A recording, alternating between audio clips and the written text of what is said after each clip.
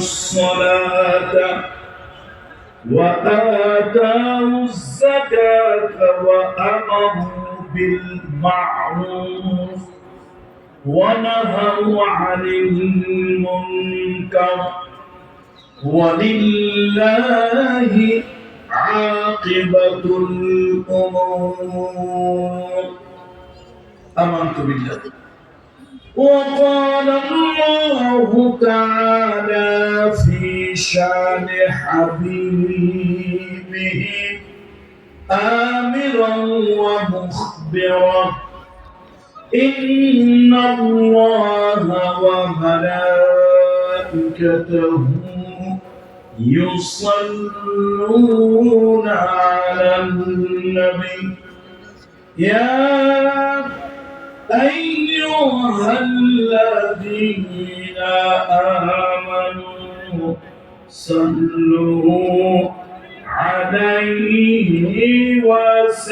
وسلموا تسليما. اللهم صل على محمد وعلى آل محمد كما صليت على إبراهيم وعلى آل إبراهيم إنك حميد مجيد. الحمد لله ثم الحمد لله وأما بعد. সোনারগাঁও উপজেলার প্রাচীন এবং ঐতিহ্যবাহী নয়াপুর শাদীপুর ইসলামী মহাসম্মেলন, এই নয়াপুরের ঐতিহাসিক 8 দিন ব্যাপী ইসলামী মহাসম্মেলনের আজকের দিনের পরম শ্রদ্ধাভাজন সভাপতি মহোদয়, মাহফিলে উপস্থিত সম্মানিত অতিথিবৃন্দ, উপস্থিত আকাশের নক্ষত্র তুল্য হাজারাত উলামায়ে কেরাম, এই অঞ্চলের সর্বস্তরের সুধীবৃন্দ, আমার সামনে বসে থাকা দিন প্রিয়, ধর্ম প্রিয়, ইসলাম প্রিয়, রসুল প্রিয়, তাওহীদ প্রিয় জনতা, পর্দার আড়ালের সম্মানিতা মা ও বোনেরা, আমি সকলের প্রতি শ্রেণী মোতাবেক শ্রদ্ধা, ভালোবাসা ও স্নেহ জ্ঞাপন করছি। আসুন আমরা সকলে আকাশ এবং জমিনের যিনি মালিক, সকল কায়নাতের যিনি খালিক আল্লাহ সুবহানাহু ওয়া তাআলা শুকরিয়া জ্ঞাপন করি। আমরা সকলে পড়ি আলহামদুলিল্লাহ। আমি আসলে কোনো ভূমিকা নেব না এবং অপ্রয়োজনীয় অহেতুক কোনো কথাও বলবো না। আজকের সাবজেক্ট অত্যন্ত গুরুত্বপূর্ণ একটি সাবজেক্ট। একটি ইসলামী রাষ্ট্র অথবা একটি কল্যাণময় রাষ্ট্র, সেই রাষ্ট্রের নাগরিক যারা আছে, ওই দেশের অধিবাসী যারা আছে, পপুলেশন যারা আছে, তাদের কিছু বাইভ্রম জন্মগতভাবে কিছু নাগরিক অধিকার, মানবিক অধিকার, কিছু ব্যক্তি অধিকার তাদের থাকে। আসলে গোটা পৃথিবীতে আজকে পুঁজিবাদ, সমাজতন্ত্র, ধর্মনিরপেক্ষ মতবাদ, পৃথিবীতে বিভিন্ন মতবাদ আজকে পৃথিবী চালাচ্ছে। কিন্তু আমরা অত্যন্ত আবেগ এবং উৎকণ্ঠা নিয়ে আমরা দেখতে পাচ্ছি যে পৃথিবীতে আজকে যারা বলতেছে এই মতবাদে শান্তি, ওই মতবাদে শান্তি, আসলে পৃথিবীর মানুষ প্রকৃত কোথাও শান্তি পাচ্ছে না। নাগরিক তার নাগরিক অধিকার পাচ্ছে না। মুহাম্মদ রাসূলুল্লাহ সাল্লাল্লাহু আলাইহি ওয়াসাল্লাম আজ থেকে 1450 বছর আগে মদিনা মুনাওয়ারাতে একটি কল্যাণময় রাষ্ট্র স্থাপন করেছিলেন। 4টি মৌলিক ভিত্তির উপরে দাঁড়িয়েছিল সেই কল্যাণময় রাষ্ট্র। সেখানে বিভিন্ন ধর্মের, বিভিন্ন গোত্রের, বিভিন্ন বর্ণের লোক ছিল, কিন্তু আলহামদুলিল্লাহ তারা তাদের নাগরিক অধিকার পুরোপুরি ভোগ করেছিল। আজকে দুর্ভাগ্য, পৃথিবীতে কারো চামড়া সাদা, কারো চামড়া কালা। এই সাদা আর কালোর ব্যবধান আছে। সাদা চামড়া লোকেরা কালো চামড়া লোকদেরকে তুচ্ছ তাচ্ছিল্য করে, পৃথিবী কারো অনেক অঢেল সম্পদ, তারা সম্পদশালী, কিছু লোক আছে গরিব। এই সম্পদশালী লোকগুলি গরিব লোককে কোনো মানুষ বলে মনে করে না।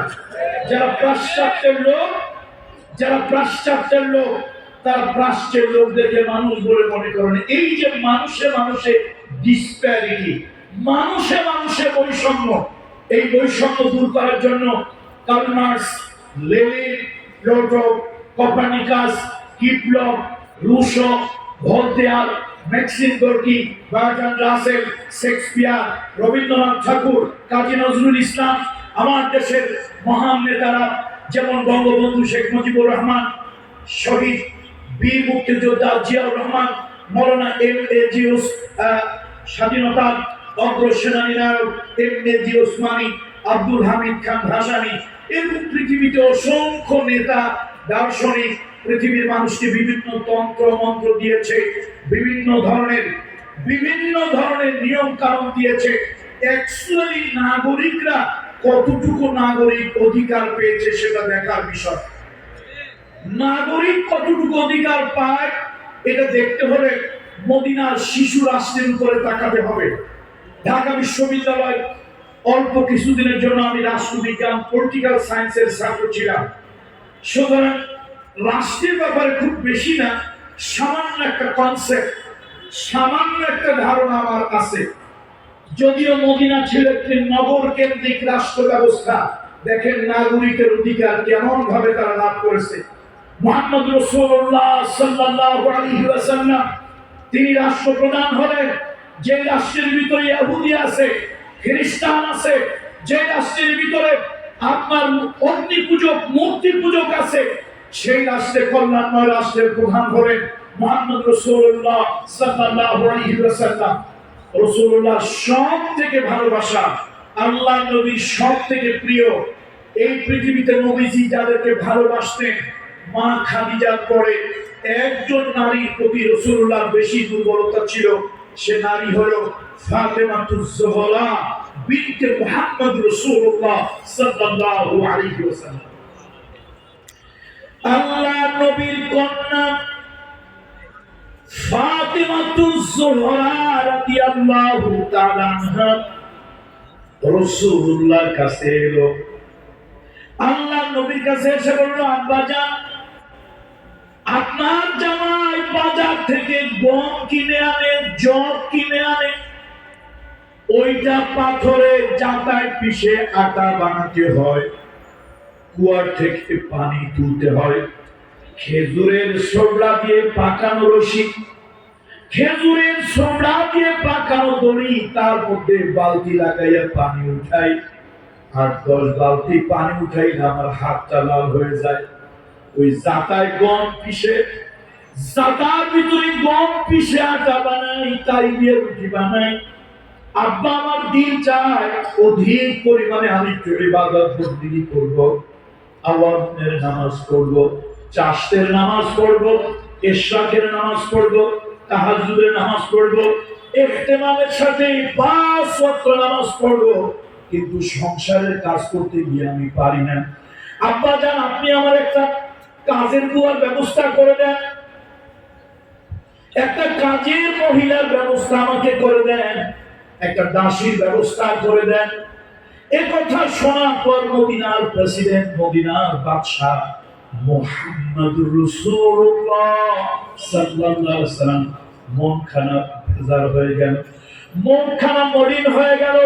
রাসূলুল্লাহ বলেন, মা, আমি নতুন একটা রাষ্ট্রের দায়িত্ব গ্রহণ করেছি, একটা নতুন দেশের দায়িত্ব গ্রহণ করেছি, এখন পর্যন্ত বিধবা নারীদের খাবারের ব্যবস্থা করতে পারি নাই, এখন পর্যন্ত এতিমের ঘরে খাবার পৌঁছাতে পারি নাই। যেই সকল মানুষগুলি অসহায়, ঋণ করেছে, ঋণগ্রস্ত অবস্থায় মারা গিয়েছে, ওই মানুষগুলোর ঋণের দায়িত্ব রাষ্ট্রের হিসাবে আমি কাঁধে তুলে নিয়েছি। ওই ঋণগুলি এখনো পরিশোধের ব্যবস্থা করতে পারি নাই। ও আমার কলিজার টুকরা কন্যা ফাতেমা, তুমি জানো আল্লাহর আকাশের নিচে জমিনের উপরে তোমার বাবা মুহাম্মদ রাসূলুল্লাহ সব থেকে বেশি ভালো তোমাকে বাসবে। সব থেকে বেশি ভালো তোমাকে বাসে। মা, আমার দেশের নাগরিকের অধিকার আদায় করার আগে আমি তোমার জন্য কোন চাকরানির ব্যবস্থা করে দিতে পারবো না। একটা নতুন রাষ্ট্রের দায়িত্ব নিয়েছেন মা খাদিজা রাদিয়াল্লাহু তাআলা আনহার পরে সবথেকে রাসূলুল্লাহর দুর্বলতা ছিল তার কন্যা ফাতেমাতুজ জোহরা। সেই মেয়েকে একটা কাজের বুয়া দিতে পারছেন না। নতুন রাষ্ট্রের দায়িত্ব। এখন পর্যন্ত এতিমের ঘরে খাবার পৌঁছানো যায় না, বিধবার ঘরে খাবার পৌঁছানো যায় না। যে মানুষগুলি ঋণ করে নিজের পেটের দায়ে, জীবন জীবিকার দায়ে ঋণগ্রস্ত হয়েছে, সে মানুষগুলো এখন পর্যন্ত তাদের ঋণের দায় রাষ্ট্র নিয়েছে, মুহাম্মদ রাসূলুল্লাহ তার কাঁধে তুলে নিয়েছে, সেগুলি এখনো ভালো ব্যবস্থা করা যায় নাই। সুতরাং আল্লাহ বলছে, মা, তোমাকে এই অবস্থায় আমি কোনো দাসীবাদীর ব্যবস্থা করে দিতে পারি না, বরং তোমাকে একটা আমল শিখাই দেই। প্রত্যেক ফরজ সালাতের পরে এই আমলটা যদি তুমি করো, অল্প সময় অধিক আমল করার সওয়াব তুমি পাবে। আমল বলা আমার উদ্দেশ্য নয়, উদ্দেশ্য হলো নাগরিকের অধিকার। একটি কল্যাণময় রাষ্ট্রে সর্বপ্রথম একজন নাগরিক তার যে মৌলিক অধিকার, সেটা হলো তার বাঁচার অধিকার সে পাবে, তার বস্ত্রের অধিকার সে পাবে, তার খাদ্যের অধিকার পাবে, তার সুবিচার ন্যায় বিচার সে পাবে। সে হিন্দু হোক, বৌদ্ধ হোক, খ্রিস্টান হোক, একটি কল্যাণময় রাষ্ট্রে একটা নাগরিক, হি হ্যাজ রাইটস, তার অধিকার আছে। এটা করুণা নয়, সে তার কারো কাছে করুণা ভিক্ষা চাচ্ছে না, সে তার অধিকার চাচ্ছে। একটা মায়ের সন্তান, একটা মায়ের গর্ভজাত সন্তান পৃথিবীতে যখন ভূমিষ্ঠ হয়, সে পৃথিবীতে প্রথম যখন কান্না করে, এই কান্নার দ্বারা সে তার মাকে বুঝায় দেয়, আমার পেটে ক্ষুধা লেগেছে, খাবারের ব্যবস্থা করো। একটা মানুষের প্রথম হচ্ছে তার পেটের ক্ষুধা নিবারণ। একটা রাষ্ট্রের সর্বপ্রথম দায়িত্ব হয় নাগরিকদের পেটের ক্ষুধার ব্যবস্থা করা। অথচ দেখা গেল আমার দেশে কত জনগণ না খেয়ে থাকে, আর কিছু ডাকাতেরা বিদেশে ৩৬৫টা বাড়ি এক ডাকাতে বানায়। এগুলোকে তো ফাঁসি প্রকাশ্য দিবালোকে, জেলখানার চার দরজার চার দেওয়ালের আড়ালে গোপনে নয়, প্রকাশ্য দিবালোকে এই মানবরূপী জানোয়ারগুলোকে ফাঁসি দেওয়া দরকার, যারা রাষ্ট্রের জনগণকে অভুক্ত রেখে, যারা নাকি কি করে বিদেশে টাকা পাচার করে। আপনারা জানেন একবার একটা রোবট আনা হয়েছিল বাংলাদেশে, সোফিয়া। এই রোবট আনা হলো কৃত্রিম একটি মানব, আনা হলো রোবটিক মানব। সেই মহিলা, সে একটা মহিলার আন্দোলন ছিল, তার মধ্যে কিছু সিস্টেম ঢুকিয়ে দেওয়া হলো। সে সিস্টেম ঢুকিয়ে দেওয়ার কারণে সে কথা কয়, হাসে, এ জাতির অনেক বিষয় বলে। একটা রোবট নারী, রোবট সোফিয়ার মুখের হাসি দেখার জন্য বাংলাদেশের মন্ত্রীরা, প্রধানমন্ত্রী শুদ্ধ অস্থির হয়ে গেল। এদেশ অ্যাডভান্স হয়েছে টেকনোলজিতে, এদের ডিজিটাল হয়েছে ইত্যাদি বোঝানোর জন্য একটা সোফিয়া ভাড়া করে আনা হলো। তার মুখের একটু কথা শোনার জন্য আর হাসি দেখার জন্য কোটি কোটি টাকা খরচ হলো। আপনারা জানেন ডিজিএফআই, এনএসআই, এসবি, পুলিশ এবং সরকারি সন্ত্রাসী বাহিনীর কারণে আমরা প্রাণ খুলে কথা বলতে পারি নাই। তারপরও জীবন বাঁচিয়ে রেখে আমরা কথা বলছি।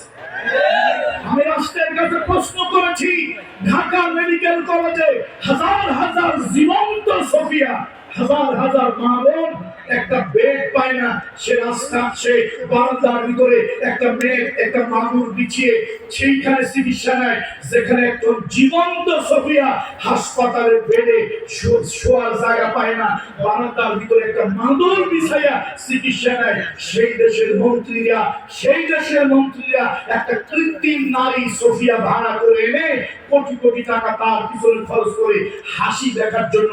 এটা জাতির সাথে তামাশা ছড়ার কিছুই। বন্ধুরা, নাগরিক তার প্রথম অধিকার সে পাবে তার খাদ্যের অধিকার, তার খাদ্যের অধিকার। মুহাম্মদ রাসূলুল্লাহ সাল্লাল্লাহু আলাইহি ওয়াসাল্লাম কল্যাণময় রাষ্ট্র করেছিলেন।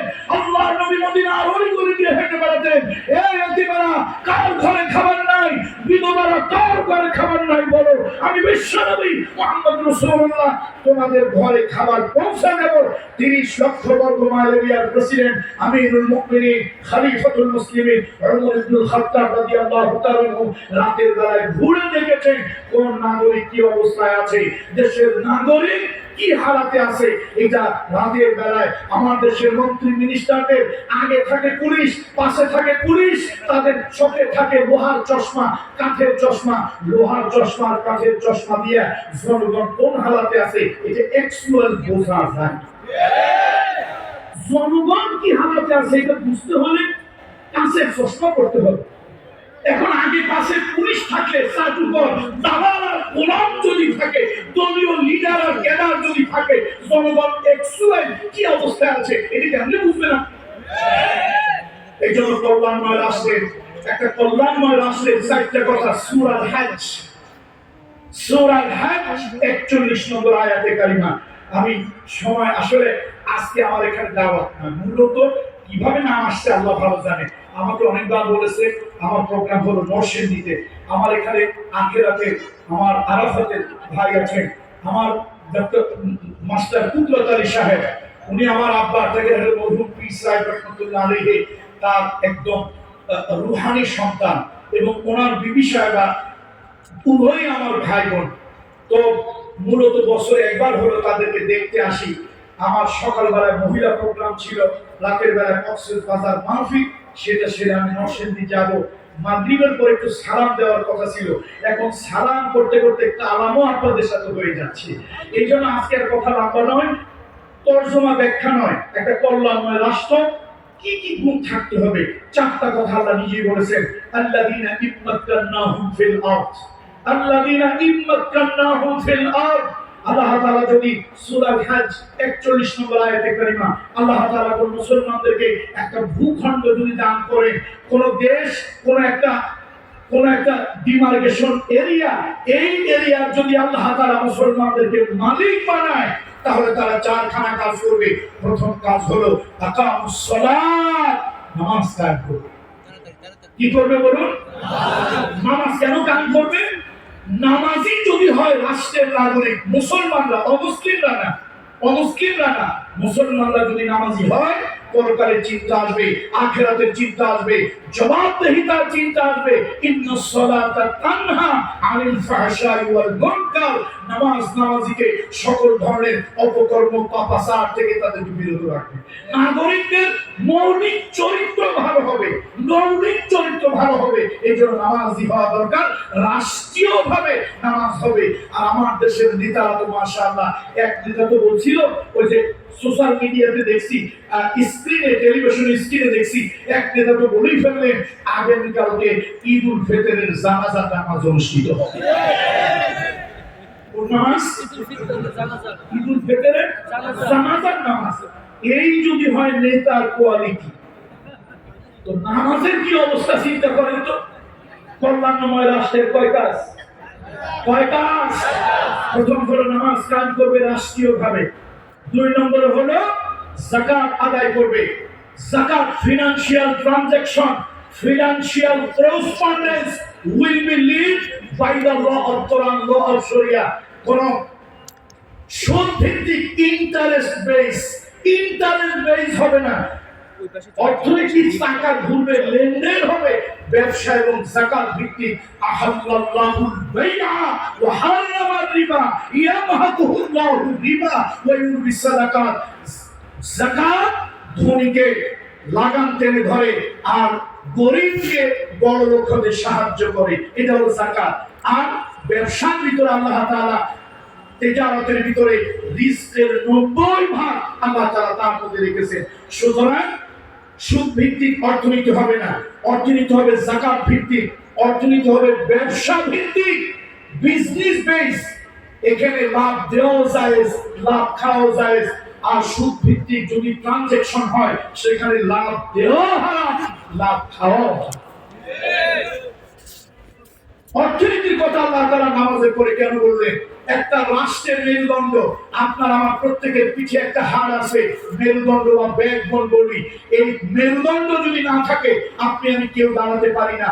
রাষ্ট্রের মেরুদণ্ড হলো অর্থ। কোন রাষ্ট্রের মেরুদণ্ড যদি ঠিক না থাকে, রাষ্ট্রের মেরুদণ্ড যদি ঠিক না থাকে, তাহলে ওই রাষ্ট্র সোজা হয়ে দাঁড়াতে পারে না। রাষ্ট্রের মেরুদণ্ড হলো অর্থ, রাষ্ট্রের মেরুদণ্ড হলো অর্থ। আমার দুঃখ লাগে, ক্ষমতায় লোকেরা এলে হাজার হাজার কোটি টাকার মালিক হয়। আগেকার দিনে মানুষ চুরি করতো অভাবের কারণে। বলেন তো কিসের কারণে? অভাবের কারণে।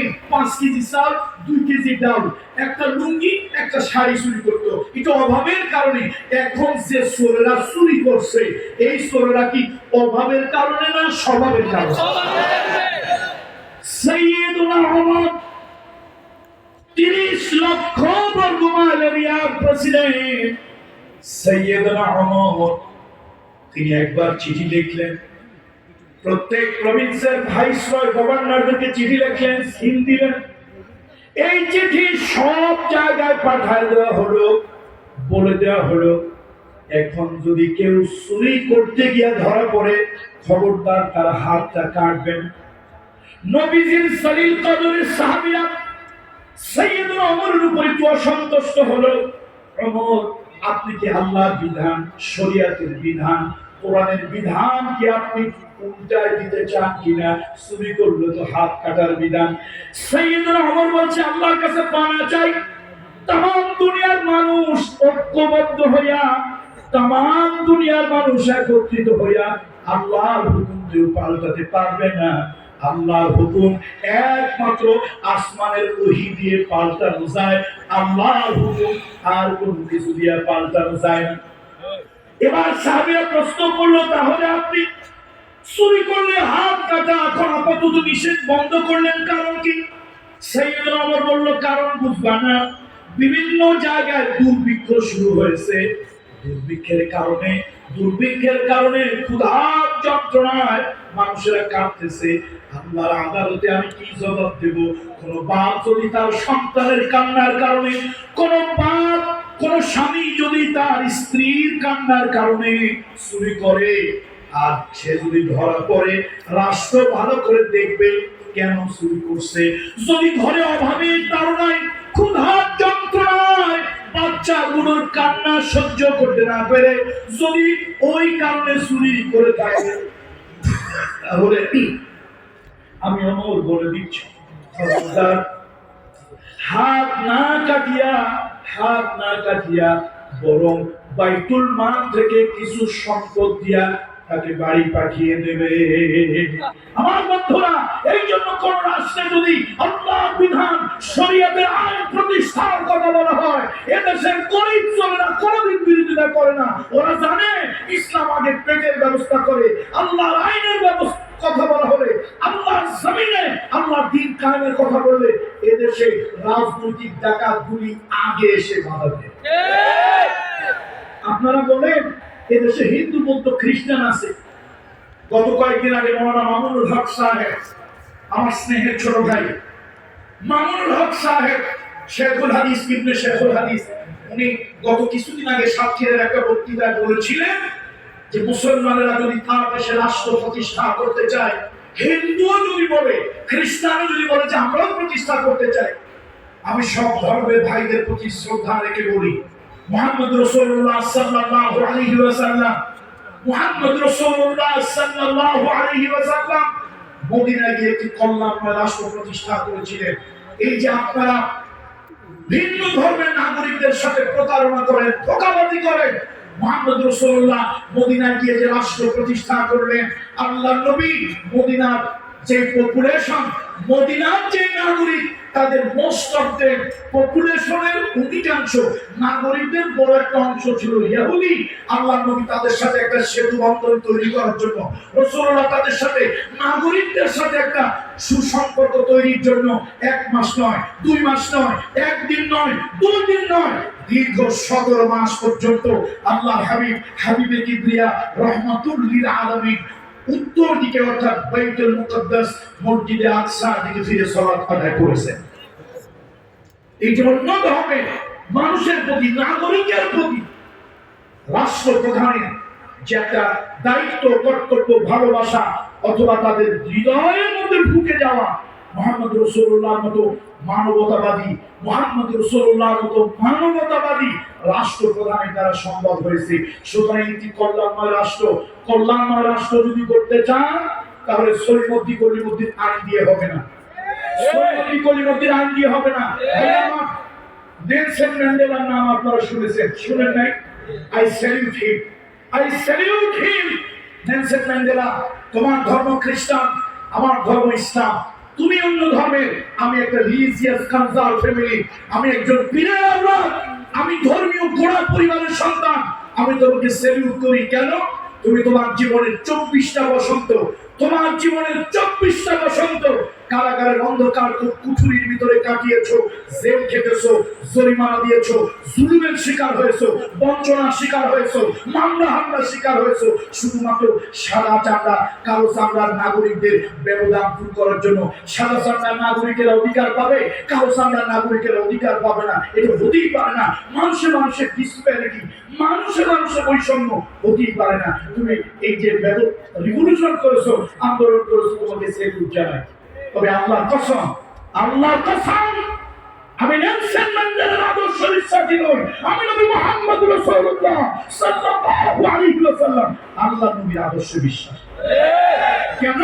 আমার নবী পৃথিবীতে প্রথম রাষ্ট্র প্রতিষ্ঠা করে দেখিয়েছিলেন। সাইয়েদনা বেলালকে তিনি উমাইয়ার কাছ থেকে কিনে নিয়েছিলেন। আল্লাহর হাবিব সাইয়েদনা বেলালকে আজাদ করে দিয়েছিলেন। মসজিদে নববীর মুয়াজ্জিন বানিয়েছিলেন। সাইয়েদনা বেলালকে রাসূলুল্লাহ তার ব্যক্তিগত কেশিয়ার, ব্যক্তিগত ট্রেজারার নিযুক্ত করেছিলেন। একজন কৃতদাস, once upon a time he was a slave servant, একজন কৃতদাস ব্যক্তিকে মদিনার মসজিদে নববী বরকতময় মসজিদের মুয়াজ্জিন বানানো, রাসূলুল্লাহ নিজের কেশিয়ার বানানো, যার চামড়াটা ছিল কুচকুচে কালো, নাকটা ছিল মোটা, ঠোঁট দুটো ছিল ঝুলন্ত, চেহারা ছিল দুনিয়ার মানুষের দৃষ্টিতে অসুন্দর, কিন্তু রাসূলুল্লাহ বর্ণের বৈষম্য করেননি, নাগরিক হিসাবে বর্ণের বৈষম্য করেননি, গোত্রের বৈষম্য করেননি। আল্লাহ নবী নাগরিকের যথাযথ অধিকার রাসূলুল্লাহ দিয়েছেন। সুতরাং কোন সমাজে মুসলমানরা কোন ভূখণ্ড পেলে ওই নাগরিকরা 4টা কাজ তারা করবে। প্রথম হলো নামাজ কায়েম করবে, যাকাত ভিত্তিক অর্থনীতি তারা চালু করবে, ও আমারু বিল মারুফ, সৎ কাজের আদেশ দেবে, ওয়া নাহাউ আনিল মুনকার, অসৎ কাজে বাধা প্রদান করবে। আজকে দুর্ভাগ্য এই রাষ্ট্রের জন্য, এখানে নাকি 92% মুসলমান, আমি 92 বাদ দিলাম, 80% মুসলমান যদি বাংলাদেশে থাকে, এই দেশে কল্যাণময় রাষ্ট্র হওয়া দরকার ছিল, এই দেশে কল্যাণময় রাষ্ট্র হওয়া দরকার ছিল।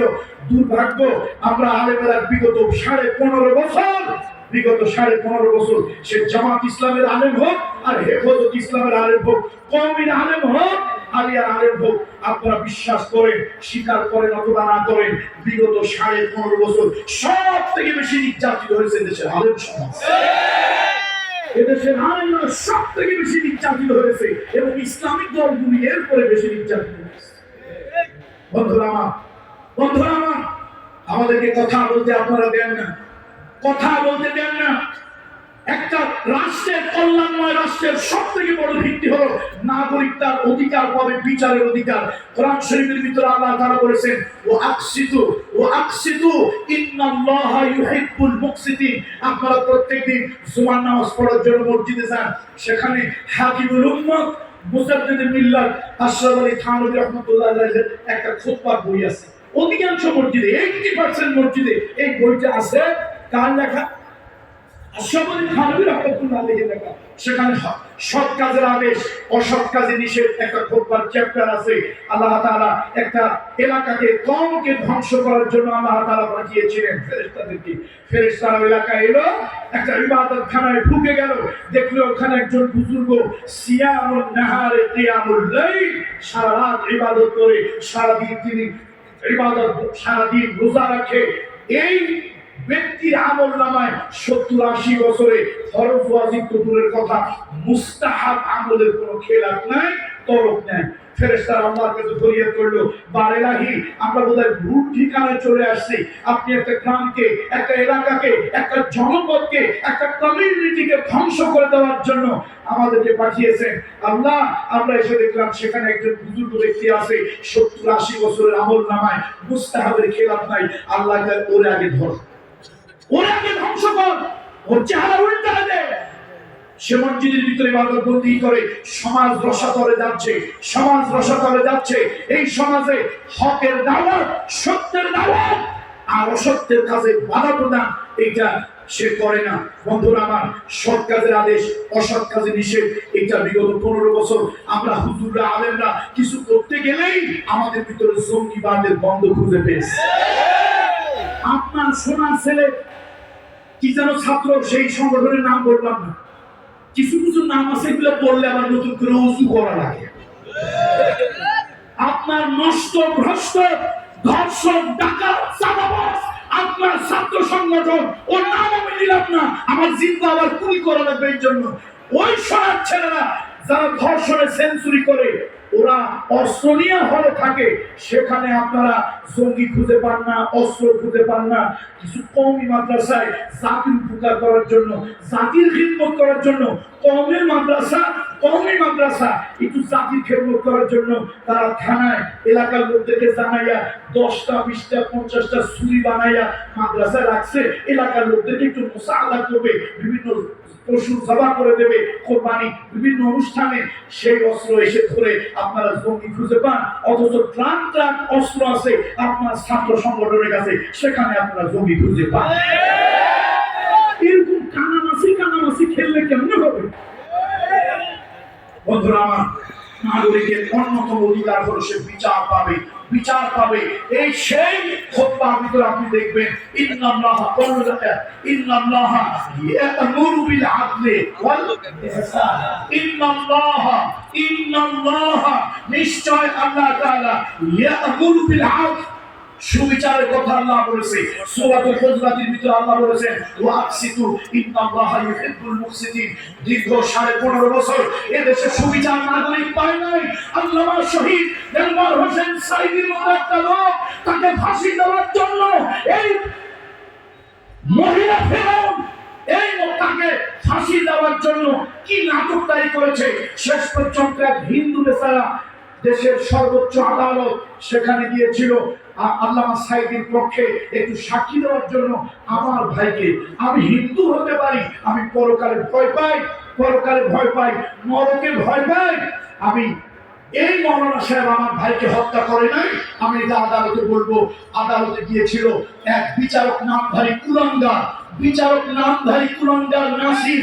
এগুলোর বিচারক বলা যায় না, এগুলো আল্লাহ জাহান্নামের নিকৃষ্ট কি, এগুলো শুয়ার কুত্তা থেকে খাওয়া।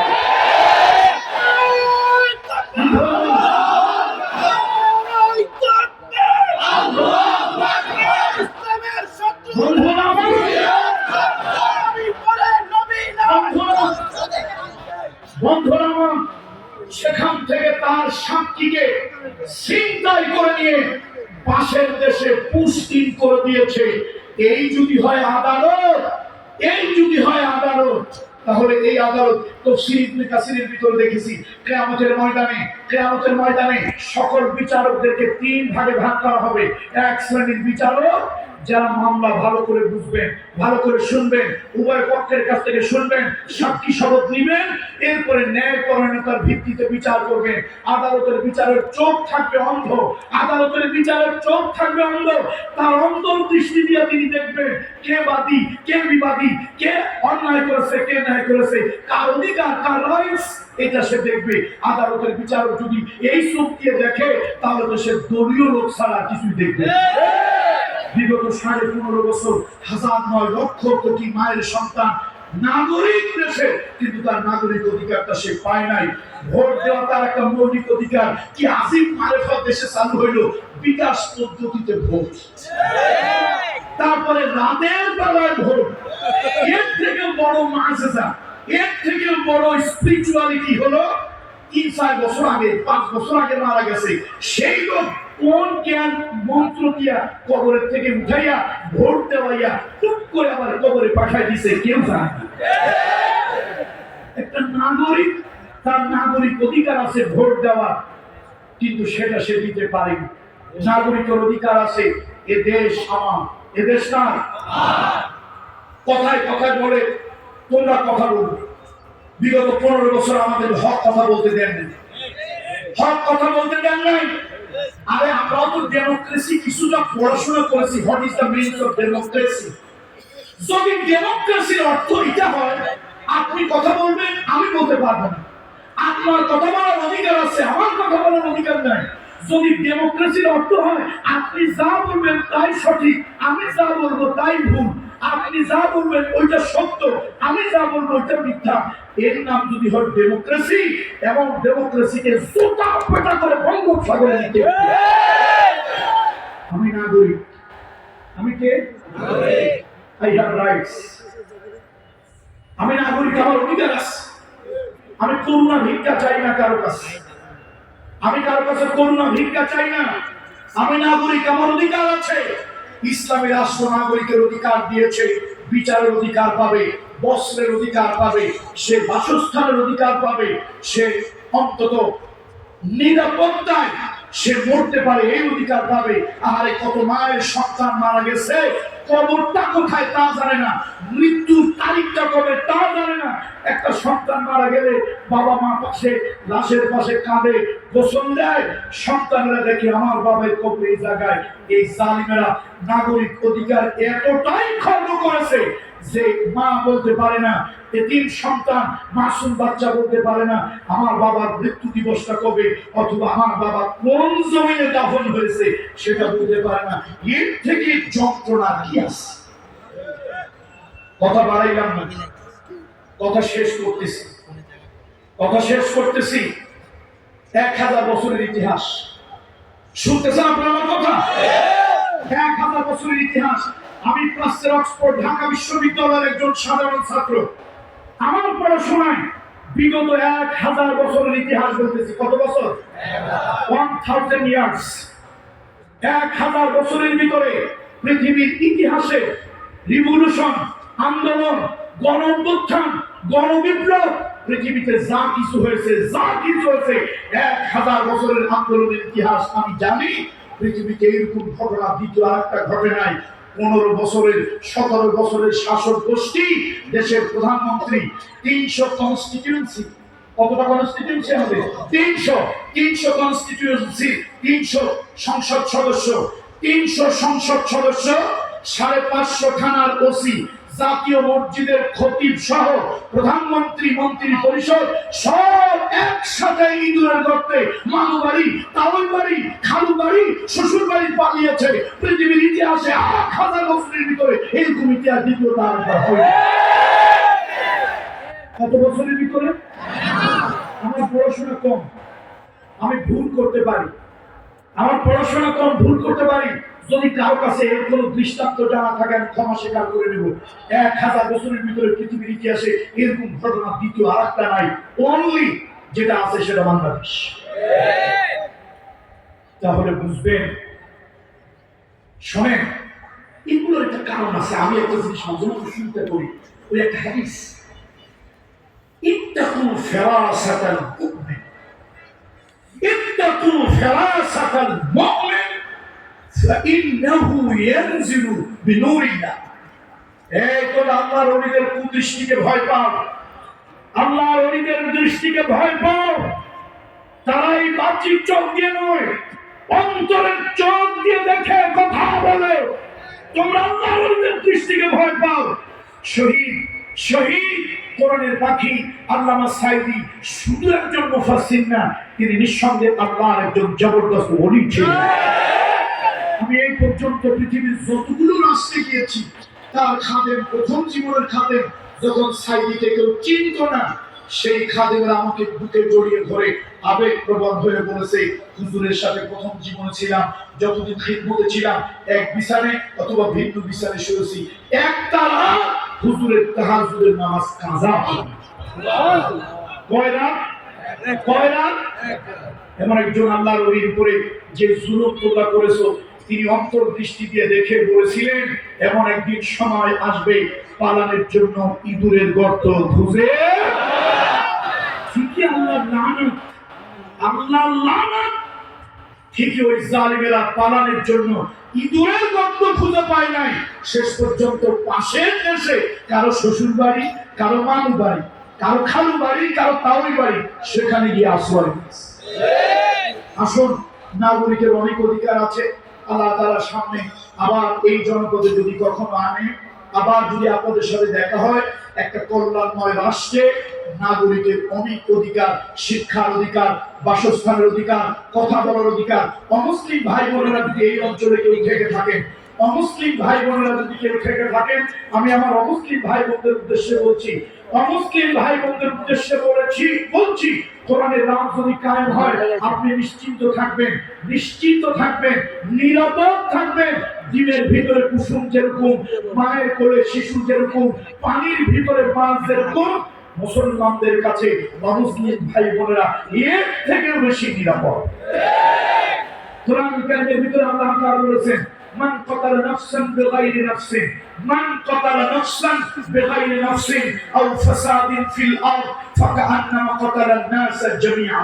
কেউ যদি অন্যায়ভাবে একটা মানুষ হত্যা করে, অমুসলিম ভাই বোনেরা, এ কথা হিন্দু হত্যা করে এ কথা বলা হয় নাই, মুসলমান হত্যা করে এ কথা বলা হয় নাই, মনুষ্য পদবাচ্যে বিবেচিত হিন্দু বোন, হিন্দু ভাই, হিন্দু চাচা, আপনি হিন্দু হওয়ার কারণে আপনাকে অন্যায় ভাবে যদি কেউ হত্যা করে, কোরআন বলেছে অন্যায় ভাবে আপনাকে হত্যা করার কারণে তামাম দুনিয়ার সব মানুষ হত্যার দায়ে গুনার বোঝা মাথায় নিয়ে কিয়ামতের ময়দানে এসে উঠবে এবং দুনিয়ার আদালতে সে বিচারের মুখোমুখি হবে।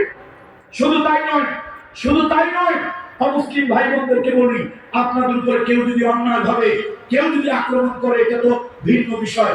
মানবিক কথা বলতেছি, ইহসান, ইন্নাল্লাহা ইয়া'মুরু বিল আদলি ওয়াল ইহসান। ইহসান হলো মানুষের প্রতি দয়া। এই নয়াপুর রাস্তার পাশে একটা লোক পড়ে আছে, একজন মা পড়ে আছে, সেই মায়ের হাতের মধ্যে শাখা, কপালের ভিতরে সিঁদুর। আমরা বুঝে ফেলেছি মা একজন হিন্দু। হাতের শাখা দেখে, কপালের সিঁদুর দেখে কি বুঝেছি? হিন্দু। ইসলাম বলেছে, কোরআন শরীফ বলেছে, মানুষকে সাহায্য করার জন্য। তার মধ্যে একটা মানুষ হলো ইবনুস সাবিল। রাস্তায় পড়ে আছে একজন মানুষ, রাস্তায় অ্যাক্সিডেন্টে পড়ে আছে, অসুস্থ হয়ে পড়ে আছে, সে হাঁপানির রোগে পড়ে আছে, কোন দুর্ঘটনায় পড়ে রাস্তার পাশে পড়ে আছে। হিন্দু হোক, বৌদ্ধ হোক, খ্রিস্টান হোক, মুসলমান হোক, কালো হোক, ফর্সা হোক, আমার দলের হোক, আরেক দলের হোক, তার পরিচয় ছিল সে পথিক, সে মানুষ রাস্তার পাশে পড়ে আছে। ওই লোকটাকে নিয়ে হাসপাতালে চিকিৎসা দাও, হাসপাতালে চিকিৎসা দাও। তোমার কাছে যদি টাকা না থাকে, যাকাতের খাত আল্লাহ তাআলা কোরআনে বলে দিয়েছেন 8টা। যাকাতের খাত কয়টা? আল্লাহ নিজে, কামরুল ইসলাম সাইদ, পীরজাদা কামরুল ইসলাম সাইদ থেকে মরহুম পীর সাহেবের ছেলে, তিনি নির্ধারণ করেনি, আরশ আজিমের মালিক নির্ধারণ করেছে যাকাত দেওয়ার জায়গা, যাকাত ব্যয়ের জায়গা হলো 8টা। তার মধ্যে ইবনুস সাবিল একটা। আপনার কাছে নরমাল টাকা নাই, যাকাতের টাকা হলো একটা ইনহেলার কিনে দেন, তার শ্বাস প্রশ্বাসটা উঠুক, একটা স্যালাইন লাগাই দেন, রক্ত লাগে রক্ত দেন, তাকে অ্যাম্বুলেন্স লাগে অ্যাম্বুলেন্স দিয়ে হাসপাতালে নিয়ে যান। সে যখন জীবন ফিরে পাবে, তার জীবনটা যখন বাঁচবে, মুখে যখন হাসি ফুটবে, এবার তাকে জিজ্ঞেস করেন, আমি যে তোমার জীবন বাঁচতে সাহায্য করলাম, তুমি কি হিন্দু, বৌদ্ধ, খ্রিস্টান, মুসলমান, কি পরিচয় তোমার? কোরআন শরীফ বলেন, ওয়ামান আহইয়াহা ফাকান্নামা আহইয়ান নাস জামিআ। এই যে রাস্তার পাশে হিন্দু হোক, বৌদ্ধ হোক, খ্রিস্টান হোক, নিজের দল হোক, আরেক দল হোক, একটা নাগরিককে তুমি বাঁচতে সাহায্য করেছো, তুমি যেন গোটা পৃথিবী সব মানুষকে বাঁচতে সাহায্য করেছো। এই সব তোমার আমার নামে হবে। সুতরাং নাগরিকের অ্যাকচুয়াল অধিকার কোরআন হাদিস ছাড়া পেতে পারে না। আসুন, জীবনে অনেক তন্ত্র মন্ত্র দেখেছি, অনেক বাদ মতবাদ দেখেছি, দেখতে বাকি আছে কোরআন আর হাদিস, দেখতে বাকি আছে কি? সুতরাং কোরআন হাদিসের, কোরআন সুন্নাহ অনুযায়ী এই দেশটা পরিচালিত হোক। আপনার এলাকা থেকে পার্লামেন্টের মেম্বার কোরআনের পক্ষে হতে হবে। 352 জন পার্লামেন্টের মেম্বার হলে সে কোরআনের পক্ষে আইন করতে পারবে।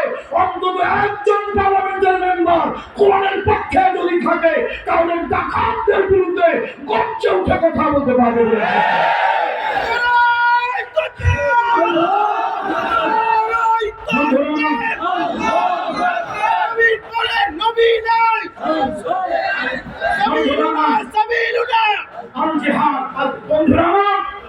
সুতরাং এই যে আল্লাহ কোরআনের মত কি হালাল না হারাম? কথা বলে লোকেরা, আল্লাহ কোরআনের মত কি হালাল না হারাম? আল্লাহ কোরআনে করছেন মদ হারাম। কিয়ামত পর্যন্ত হারাম বা হালাল বানানোর অধিকার কারণ নাই। আমার দেশে কিছু উল্লুকা ভাল্লু আর কিছু বড় বড় বোতল খাওয়া কিছু এমপি মন্ত্রীরা বললো বয়স যদি হয় 21, বয়স কত? 21। বয়স যদি হয় 21, যদি সাথে থাকে লাইসেন্স, তাহলে মদ বৈধ। আল্লাহ কয় বয়স 21 হোক আর 100 বছর হোক, মদ হারাম। মদ হারাম। শেখুল হাদিস মরহুম আল্লামা আজিজুল হক নববরাল্লাহু মারকাদাহু ওয়া জাআলাল জান্নাতা মাসওয়াহু, উনি একবার জামাত ইসলামের রোকন সম্মেলনে একটা বক্তৃতা দিয়েছিল। আপনারা সোশ্যাল মিডিয়ায় আর্কাইভে গিয়ে একটু সার্চ দিয়ে দেখবেন, উনি মদের উপরে দারুণ একটা বক্তৃতা দিয়েছিলেন। শেখুল হাদিস মরহুম আল্লামা আজিজুল হক নববরাল্লাহু মারকাদাহু ওয়া জাআলাল জান্নাতা মাসওয়াহু, আর্কাইভে সে বক্তৃতাটা মাঝে মাঝে আমি দেখি। আল্লাহ তাআলা মদকে হারাম করেছেন।